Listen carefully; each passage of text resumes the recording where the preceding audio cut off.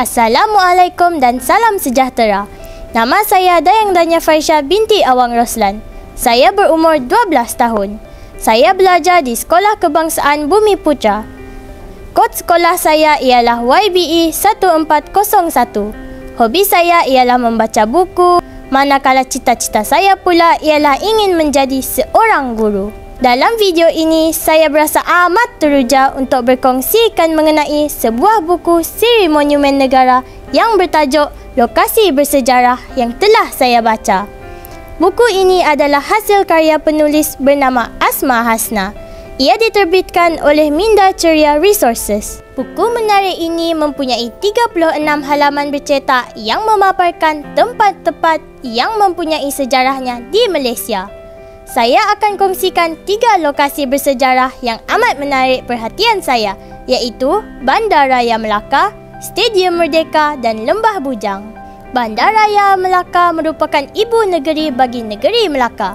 Ia dikenali sebagai bandar bersejarah kerana di sinilah terdirinya Kesultanan Melayu Melaka yang menjadi pusat pemerintahan Kerajaan Melayu pada abad ke-15 dan ke-16 Masihi. Melaka mempunyai sejarah penjajahan yang panjang. Melaka dikuasai oleh pihak Portugis di bawah pimpinan Alfonso de Albuquerque pada 24 Ogos 1511. Ia menjadi satu pangkalan strategik bagi pengembangan pihak Portugis di Hindia Timur dan diperintah oleh mereka selama 130 tahun. Dari tahun 1826 hingga 1867, Melaka diperintah oleh Syarikat Hindia Timur dan menjadi sebuah tanah jajahan British. Pada tahun 1946, ia menjadi sebahagian negeri-negeri Selat. Selepas pembubaran tanah jajahan, Melaka telah menjadi sebahagian daripada Malayan Union yang kemudiannya menjadi Malaysia pada tahun 1963. Melaka diisytiharkan sebagai bandaraya bersejarah pada 15 April 1989 oleh Perdana Menteri Malaysia keempat iaitu Tun Datuk Mahathir bin Mohamad. Sebagai sebuah bandar yang penuh dengan tinggalan sejarah, Bandar Melaka diisytiharkan sebagai tapak warisan dunia oleh UNESCO pada 20 Ogos 2008. Antara tempat menarik untuk dilawati di Melaka ialah Air Formosa, Bangunan Statius, Museum Samudra, Menara Taming Sari, Museum Budaya dan sebagainya. Lokasi bersejarah seterusnya yang ingin saya kongsikan ialah Lembah Bujang. Tamadun di selatan Kedah atau Lembah Bujang di awal abad Masihi hingga 20 Masihi mempunyai perhubungan yang intim dengan aktiviti perdagangan maritim antara beberapa negara di Asia, China, Asia Barat dan India. Perkembangan pelabuhan interportnya sering dikaitkan dengan kerajaan Sriwijaya.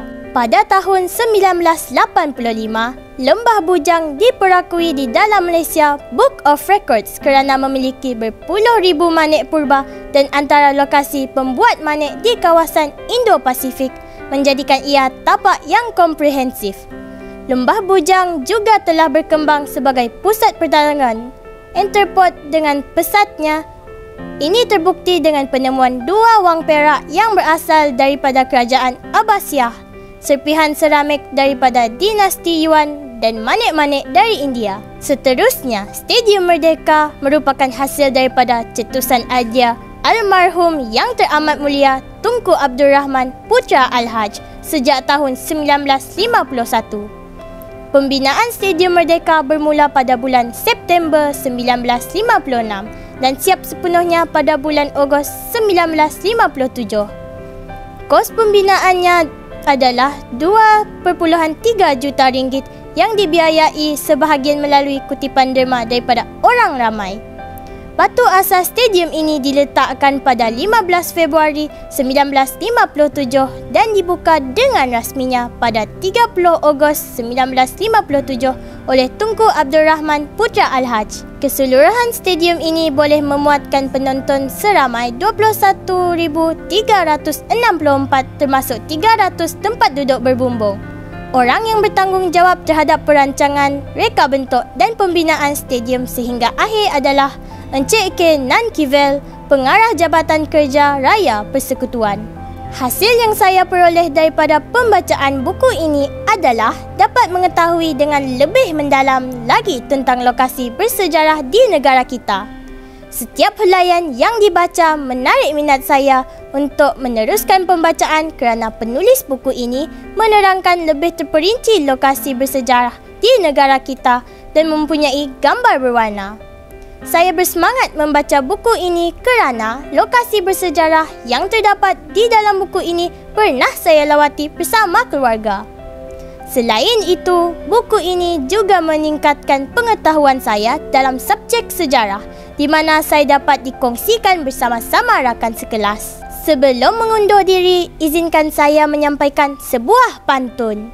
Jari terluka terkena kaca, cari percak tidak ketemu. Marilah kita amalkan membaca. Membaca itu jambatan ilmu. Sekian, terima kasih.